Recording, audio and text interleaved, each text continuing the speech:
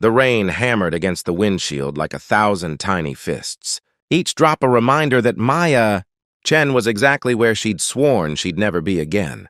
Broke, desperate, and standing outside a hospital at 2 in the morning. Her phone buzzed with the notification she'd been dreading. Her Uber was still 7 minutes away. 7 minutes she didn't have. Inside that building, her 8-year-old daughter, Emma, lay connected to machines that beeped with mechanical indifference. Each sound a countdown to a decision no mother should ever have to make. The experimental treatment could save Emma's life, but at $200,000, it might as well have cost $1 million. Maya had exhausted every option, every favor, every last shred of her pride. Now she stood in the rain, having just left Emma's bedside to rush across town for her night shift at the diner, because the bills didn't stop coming just because your world was falling apart. Through the curtain of rain, a sleek black Mercedes pulled up to the curb. Maya glanced at her phone. Still 6 minutes until her Uber arrived. She looked back at the car, confused, just as the driver's window rolled down. "You called for a ride?" The man's voice was deep, professional. Maya squinted at her phone again, then at the car. Wrong model, wrong color, but she was desperate. Maybe the app had glitched. Yes? To Murphy's Diner on 5th? Get in before you catch pneumonia." She didn't need to be told twice. Maya slid into the back seat, immediately apologizing for dripping water everywhere. "I'm so sorry about the mess. It's been the worst night of my life." The driver glanced at her in the rearview mirror. Even in the darkness, Maya could see his eyes were kind, a deep brown that seemed to actually see her, not just look at her. He appeared younger than she'd expected, maybe mid-30s, with dark hair slightly disheveled as if he'd dressed in a hurry. "Want to talk about it?" he asked, pulling smoothly into traffic. Maya let out a bitter laugh. "You don't get paid enough to hear my problems, trust me. Try me. I've got nothing but time and an empty car." Maybe it was exhaustion. Maybe it was the anonymity of a stranger in the dark. But Maya found herself talking. She told him about Emma, bright, funny Emma who loved butterflies and wanted to be a scientist. About the leukemia diagnosis 6 months ago. About her ex-husband who'd disappeared the moment things got hard, leaving her with nothing but debt and broken promises. About the experimental treatment that could save Emma's life, the fundraising that had fallen short, and the doctor's words that still echoed in her head. Without the treatment. "We're looking at months, maybe weeks. I don't even know why I'm going to work tonight," Maya whispered, staring at her hands. "The money I make in a week wouldn't even cover an hour of Emma's treatment. But what else can I do? I can't just give up. She's counting on me." The driver was quiet for a long moment. "You're a good mother," he finally said. "The best kind." A good mother would find a way to save her daughter. "You are finding a way. Every single day. That's what heroes do. They keep fighting even when the odds are impossible." Maya wiped at her eyes, surprised to find herself crying. She never cried in front of strangers. "I'm sorry. You didn't sign up for this emotional mess." "Actually," he said, and there was something odd in his voice.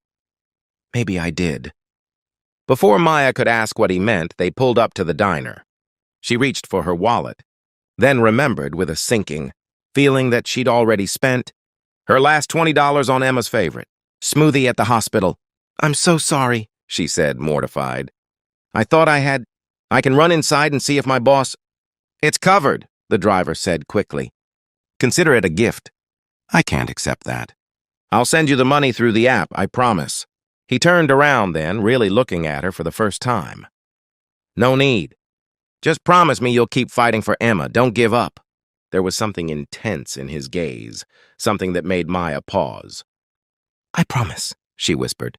She climbed out of the car, then impulsively knocked on the window. When he rolled it down, she said, "Thank you. Not just for the ride. For listening. You have no idea what that meant to me tonight."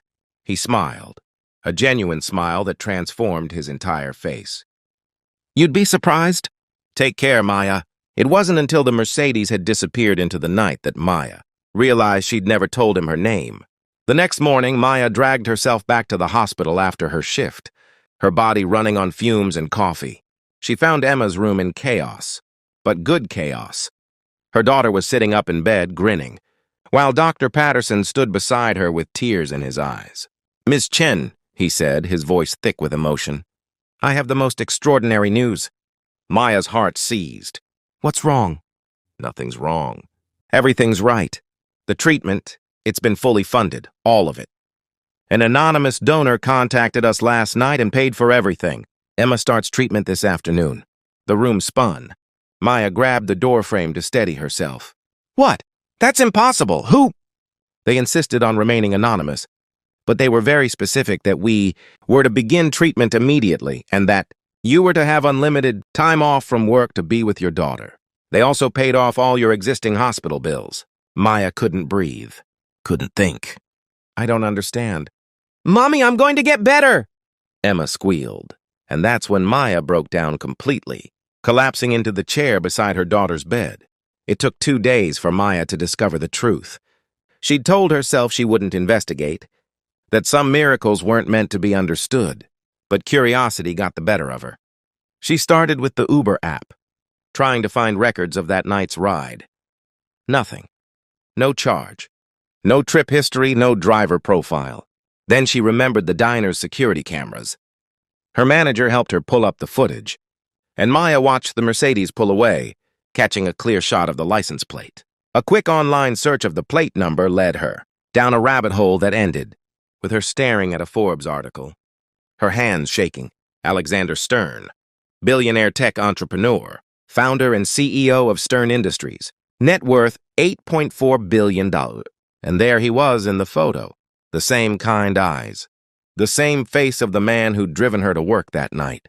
Maya read the article with growing disbelief. Alexander Stern had built his empire from nothing after losing his own mother to cancer when he was 23. He'd been too poor to afford her treatment, and she died while he was working 3 jobs trying to raise the money. The article mentioned his famous habit of anonymously funding medical treatments for families in need, but he notoriously avoided any publicity for it. The puzzle pieces fell into place. The wrong car that night. His insistence that she talk about Emma. The way he'd said, "Maybe I did," when she apologized for dumping her problems on him. He hadn't been her Uber driver at all. He'd been out there deliberately, looking for stories just like hers. Maya didn't think. She looked up Stern Industries headquarters and took 2 buses to get there. The receptionist tried to stop her, but Maya planted herself in the lobby and refused to move until someone listened. "Tell Mr. Stern that Maya Chen is here. Tell him I know what he did and I need to say thank you." 2 hours later, she was sitting in an office overlooking the city, and Alexander Stern walked in wearing a suit that probably cost more than her car. But his eyes were the same, kind, understanding, human. "You didn't have to come all the way here," he said gently. "Yes, I did." Maya stood, her voice steady despite her tears. "You saved my daughter's life. You saved my life. How do I even begin to thank you for that?" He shook his head. "I don't want your thanks, Maya. I want you to do something for me instead." "Anything. When Emma gets better, and she will get better, I want you both to pay it forward.